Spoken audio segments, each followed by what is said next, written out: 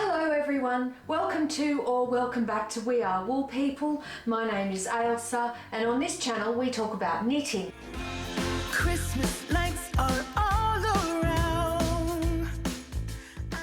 Today's episode I think is going to be pretty quick.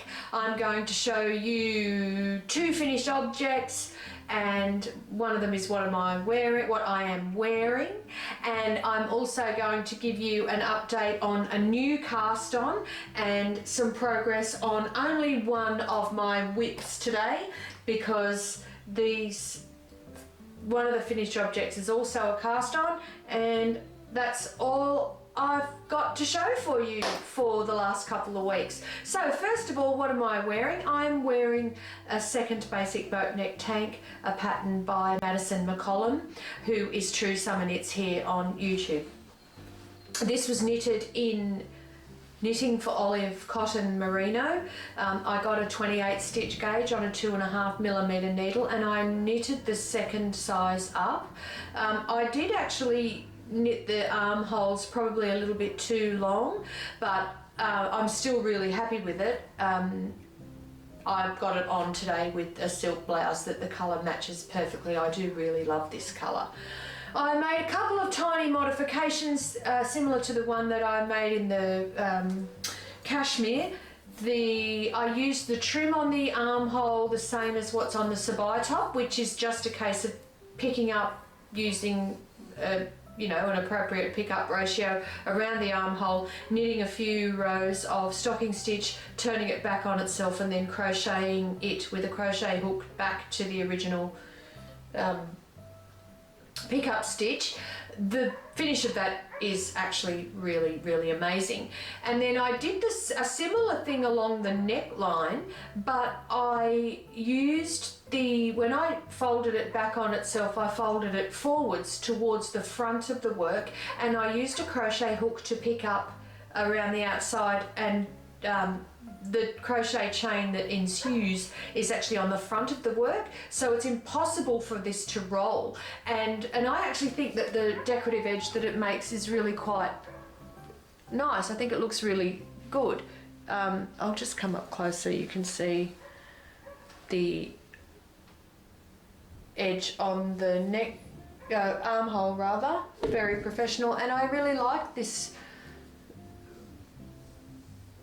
sort of almost like a garter stitch ridge that is the result of what I did around the neckline. Anyway, all good. I really like this one, although I am not immediately casting on another basic Boatneck tank, because I've knitted two of these for summer this year, and I really like them. I'm doing a bit of a podcaster special. I'm wearing them with bike pants, bike shorts, shorty bike shorts even. So I probably won't be leaving the house like this, but waist up, all good.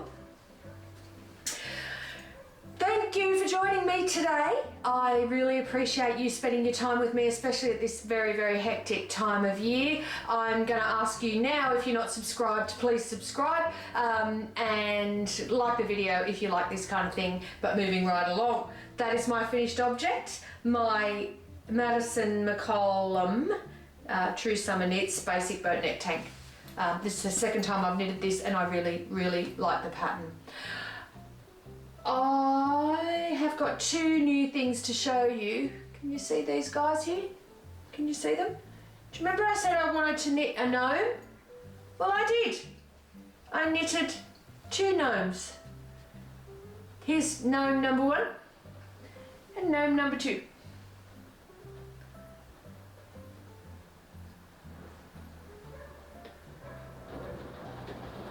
Gnome number 2 and gnome number 1. How cute are they? They are just, it's pouring rain. Oh, I don't know if you can hear it. Just had a massive big electrical storm, and now the rain's coming, big fat globules of rain falling on my tin roof. Fantastic Australian noise, the rain falling on a tin roof. I love it. The thing is though, it's been really hot today and it's been really humid, and the rain and the cold front has come in really fast. That often means that it's going to hail, so I hope it doesn't, because you'll certainly know if I've got hail on my tin roof. But right now, just great big fat globules of summer rain. gorgeous. Let me show you my guys.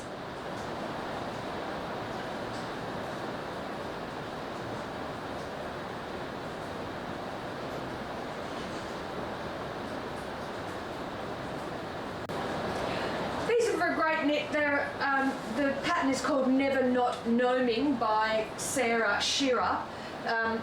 Sarah Schira has, you know, pretty much got a mortgage on gnome patterns on them out there on the internet and on Ravelry.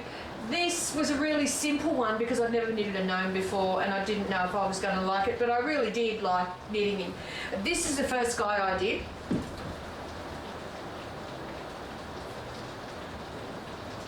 And he's actually riddled with mistakes.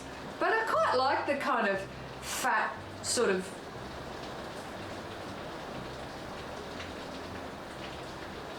wonky way that he's come out. I knitted him in some leftover fingering sock weight that I had lying around, and it's really, really, really old. This top one is a hedgehog fibres speckled or variegated sock yarn in the colour, I want to say Villain, that I used years and years ago on a mosaic stitch wrap that I gave to my mum. And the bottom colour, I've got no idea. I could have actually dyed that myself. I really don't know. It's possibly a Notabulous yarn dye. It's pretty old, I must say. Anyway, you know, you start at the top and you knit the hat down, and then you flip up the brim, pick up, knit around for the little body, stuff him, decrease him down to the centre, knit 2 I-cord arms, a flat beard and a nose, and attach them all. That was my first one. He was a bit dodgy, and so I immediately cast on my second one, and he's much more anatomically and pattern correct. And also he's quite a bit bigger, which I think is weird because I thought I'd at least knit the right number of rounds. But there he is, my little gnoming in the gloaming. How cute is he? I love him. Anyway, so I knitted 2 gnomes. I haven't put my Christmas tree up yet. I'm going to do that tomorrow, I think. Then I have cast on for the blanket, the Purl Soho blanket pattern in the linen quilt. Oh my goodness me. Linen quilt. Beautiful yarn. Oh, I've never used it before. I've never used any Purl Soho yarns before, and I'm telling you, that is not the last time I'm going to use linen quilt. It's beautiful. It's soft, but it's also got enough wooliness and almost tweediness in it. It's like, I guess it's like a Shetland sort of coloured fingering weight yarn, but it's just got way more squish and way more softness because of the linen content. And also, it doesn't really have a gloss, but it's just a beautiful yarn. Anyway, this pattern is knitted with a set of linen quill minis that I bought as a kit for this particular pattern, very heavily influenced by Lena from Just Another Knitting Pod. And then she actually started this pattern and really didn't like it, and then I watched her episode saying that and I got really nervous and thought, well, I better cast it on to see if I like it. And I do like it, although I have modified it to overcome the issues that she had with the pattern, and I'll tell you what I did after I show it to you. First of all, this pattern is knitted, it's 2 rows of stocking stitch per colour, but you knit so that the purl bumps of each of those 2 rows are on opposite sides. So you knit 1 row and then you slide the work back and you knit another row in the same colour, and then you turn it and you knit 2 rows in the other colour, and then you turn it and knit 2 rows in the colour, etc., etc., etc., as you go along. So one side has only knitted rows in one colour, and then the other side has only knitted rows in the other colour. And it's so unbelievably clever, because when you do that, look what happens. This is side A, if you like, and you can see that that is rows of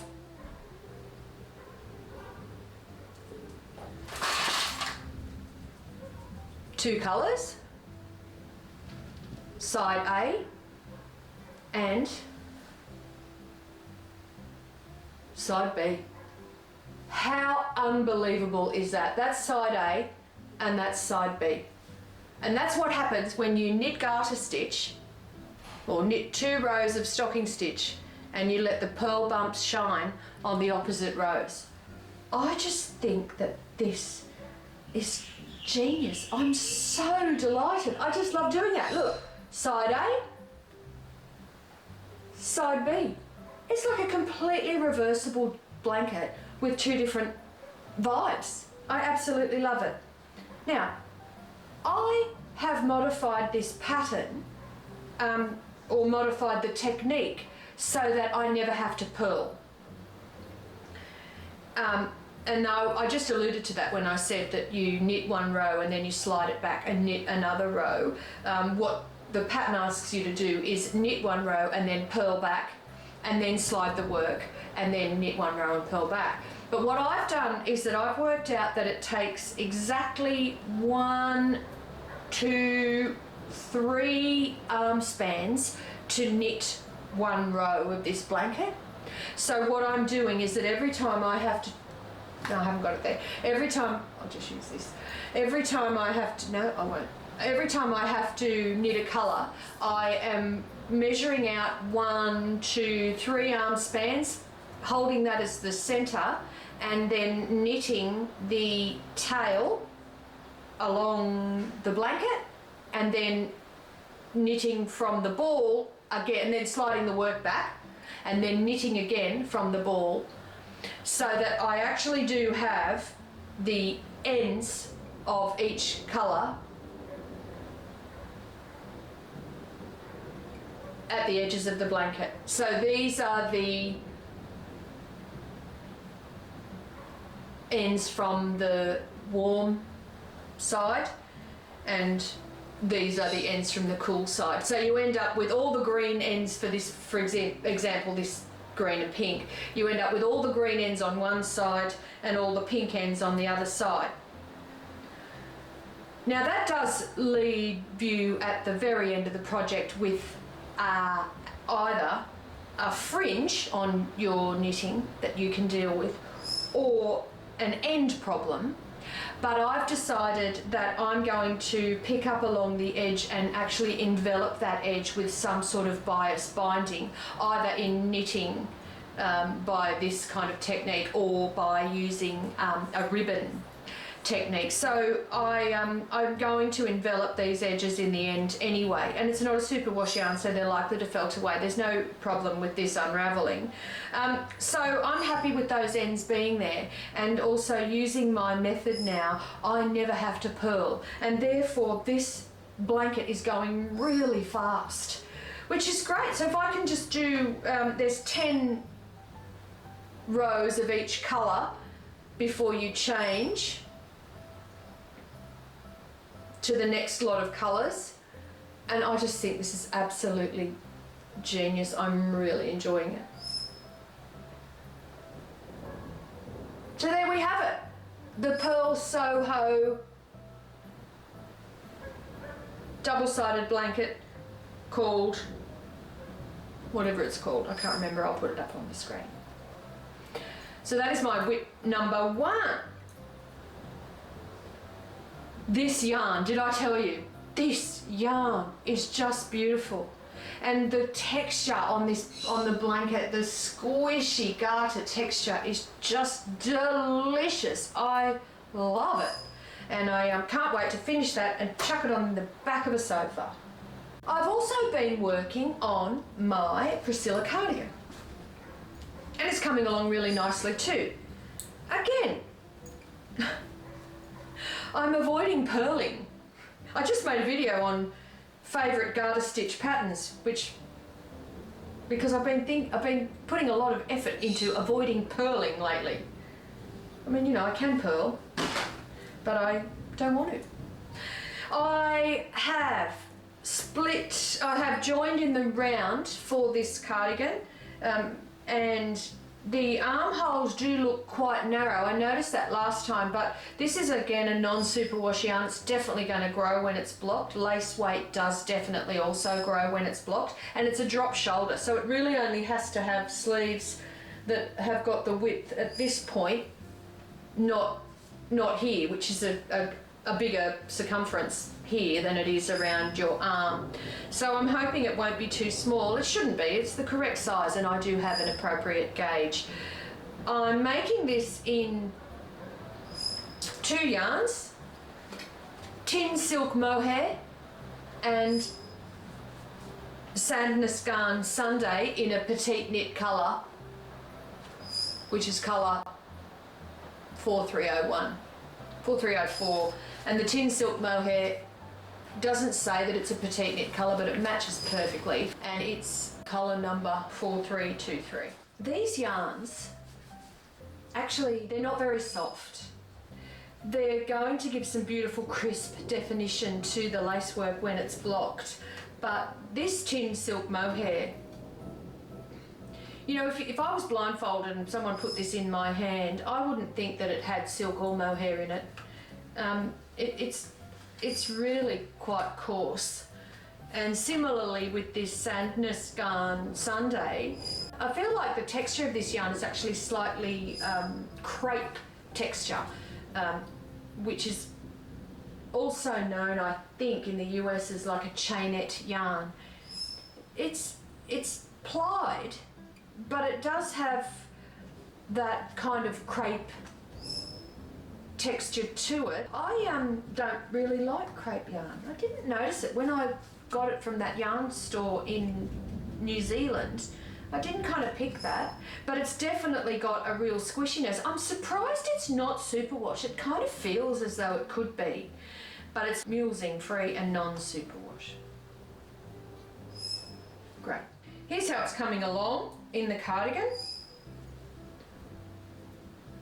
It's a bit slow because I've been working on that blanket and making gnomes and finishing this guy, but I don't have any new cast-ons, so I'm really going to be focusing my attention.